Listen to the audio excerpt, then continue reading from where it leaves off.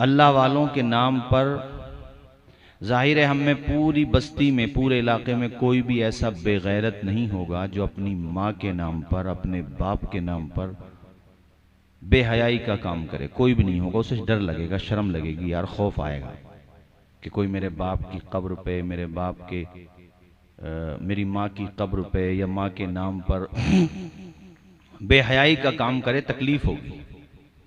लेकिन हम कैसे लोग हैं कि हम अल्लाह वालों के नाम पर, अल्लाह के नाम पर ऐसे काम करते हैं। और हमारी गैरतें इस कदर मर गई हैं और हमें शर्म नहीं आती।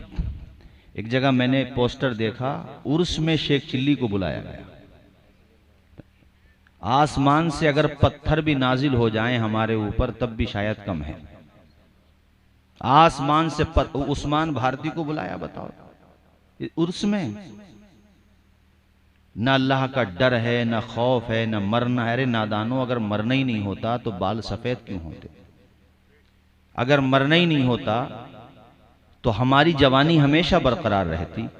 क्या हमें अल्लाह को मुंह नहीं दिखाना है?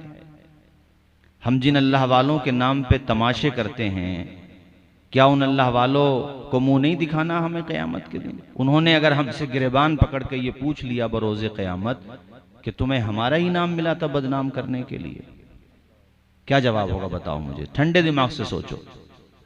बस हुल्लड़बाजी है, हुल्लड़बाजी है। आपको पता है कि सर्दियों में कितनी माएँ, बहनें, बेवा, विधवा, कमजोर, यतीम बच्चे ऐसे होते हैं जिनके पास ओढ़ने को कपड़े नहीं होते, ब्लैंकेट नहीं है, लिहाफ नहीं है।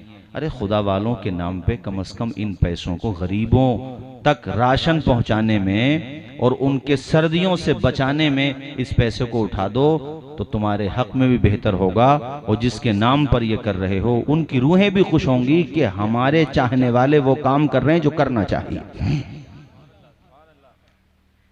जो बच्चे हाफिज कुरान बनते हैं, ये मदारिस जो चलते हैं ना, मैंने देखा बाज लोगों को मौलवियों से बड़ी नफरत सी होती है कि इनकी क्या ज़रूरत है, मदरसों की क्या ज़रूरत है। 80 साल के हो गए लोग, 80 साल के, 90 साल के, 60 साल के, नमाजे जनाजा याद ना हो सकी उनको, दुआए जनाजा। और जो 5 वक्ता नमाज होती है ना, सुबहानक अल्लाहुम्मा, सही तरीके से सना भी याद नहीं है। पूरी नमाज तो छोड़िए, 60 साल के हो गए। लेकिन वो जो बच्चे जिनको तुम हकीर समझते हो, मैं उनकी बात कर रहा हूँ, जो समझते हैं, जो अच्छा समझते हैं, उनकी बात नहीं कर रहा हूँ। उन बच्चों को 12 साल में, 13 साल में, 14 साल होते होते अल्लाह के करम से पूरा कुरान याद हो जाता है। तो खुदा वालों के नाम पे खर्च कर रहे हो तो कम से कम वो पैसे इन मदारिस के तलबा पे खर्च कर दो। कितने बच्चे ऐसे होते हैं जो बहुत कसम पुरसी में होते हैं, तुम्हारी नज़र में कमज़ोर हैं, वो अल्लाह के यहाँ कमज़ोर नहीं है। वो उनका मकाम इतना बुलंद है कि वो घरों से निकलते हैं, मदरसे को जाते हैं तो आसमान से फरिश्ते आकर के उनकी राहों में अपने परों को बिछा देते हैं। उनका रुतबा इतना बुलंद है। देखो, गलतियां इंसान से होती हैं, मैं मानता हूं, लेकिन कम से कम अपने गिरेबान में झांक करके देखो कि हम खुदा वालों के नाम पर अपने स्टेजों पर एक लेडीज को बिठा दें और दूसरा मर्द बैठा हुआ हो, वो उससे वाहियात किस्म की बातें करे, उधर से वो जवाब दे, यानी एक तूफान बदतमीजी। यार, खुदा का अजाब तुम पर सिर्फ इसलिए नहीं आता कि तुम हुजूर के उम्मती हो, वरना ये काम इतना बड़ा है कि आसमान भी फट जाए तब भी शायद ये कम हो। ये इतना इतना इतना बुरा काम है। और उलमा को, हमारी लाइन में भी सभी तरह के लोग हैं, हम जैसा, हम बहुत गुनाहगार हैं, इसमें शक नहीं है, लेकिन कम से कम दीनी हमीयत और गैरत हो और कुछ एक उम्मत का कुछ तो दर्द और वो हो इंसान को कि यार मतलब किस तरफ हम लोग जा रहे हैं। आप छोड़ो औरों की बातें करना कि वो ये कहता, वो यूं कहता है। आपको अगर गैर मुस्लिम समाज के लोग भी ये हरकतें करते हुए देखेंगे तो वो कहेंगे यार इस तरह की हरकतें तो हमारे यहाँ भी सही लोग नहीं करते, समझदार लोग नहीं करते। वो भी शायद ये कहेंगे, उन्हें भी थोड़ी शर्म आएगी, गैरत आएगी।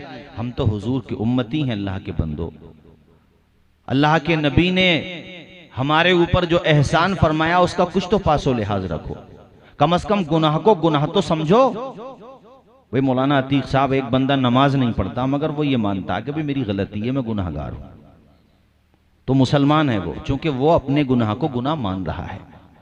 लेकिन एक बंदा नमाज की तौहीन करे और कहे कि मैं नमाज को नहीं मानता, नमाज क्या चीज होती है, नमाज के वक्त में आके खेल तमाशे करे मस्जिद में आकर के, तब वो इस्लाम से खारिज हो जाएगा। आज हमारे यहाँ एक बुराइयों की जड़ समझ लो कि गुनाह को गुनाह भी नहीं समझ रहे। अरे कम से कम गुनाह को गुनाह समझोगे तो तौबा की तौफीक मिलने की उम्मीद रहेगी, और गुनाह को गुनाह ही नहीं समझोगे तो फिर खुदा की रहमत से बहुत दूर निकल जाओगे, और कुछ नहीं पता कब मौत आ जाए। अभी हमारे इलाके से बारात गई थी अमरोहा, खूब तूफान बदतमीजी, खूब इंतहा कर दी गुनाहों की, नाचते हुए, नशा करते हुए, शैतानी करते हुए गए थे। और वो जो जिसकी बारात गई थी दूल्हा, बताते हैं कि जब वापसी का टाइम आया तो ऐसा भयंकर एक्सीडेंट हुआ कि उसका भेजा पॉलीथिन में भर के लाए थे। अल्लाह ने मोहलत दी है, ताकत नहीं दी है, समझ लो। हकीकत में जो ताकत है वो सिर्फ और सिर्फ उसी के दस्ते कुदरत में है। उसने मोहलत दिया आपको, बस एक वक्त दिया कि यहां तक, यहां से यहां तक है, आप जब तक चाहो रहो, कुछ भी करो। लेकिन अमलैतु लिल्लज़ीना कफरू भी फरमाया अल्लाह ने, वो रस्सियां कस भी देता है, नकेल कस भी देता है। उसका खौफ रखना चाहिए, उसका डर रखना चाहिए। इतना दूर ना निकले इंसान के पता चले ईमानी हुदूद को भी पामाल कर गया। अल्लाह से डरो, अल्लाह का खौफ करो।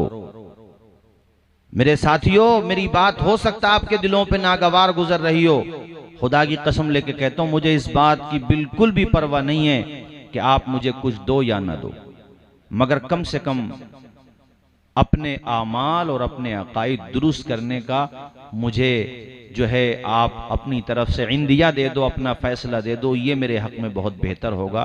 क्योंकि जिस रास्ते की तरफ आप हजरात में से बाज लोग निकल पड़े हैं, ये अच्छा रास्ता नहीं है, ये बहुत गलत रास्ता है। आप खुद सोचो ठंडे दिमाग से कि हमारी कौम की बेटियां जो अभी छोटी हैं, बच्ची हैं, वो इस तरह की चीजें देखेंगी तो उनका जहन कितना गलत हो सकता है, बताओ मुझे। मैंने बहुत सारी जगहों में ये भी देखा है कि बाद में कोर्ट कचहरियां होती हैं, बहुत सारी बच्चियां भाग जाती हैं, फरार हो जाती हैं, और वो सब होता है जिसका बयान भी नहीं कर सकता मैं माइक पर आपके सामने। इसलिए खुदा के वास्ते अपने आप को संभालो और अल्लाह का खौफ अपने दिलों में पैदा करो।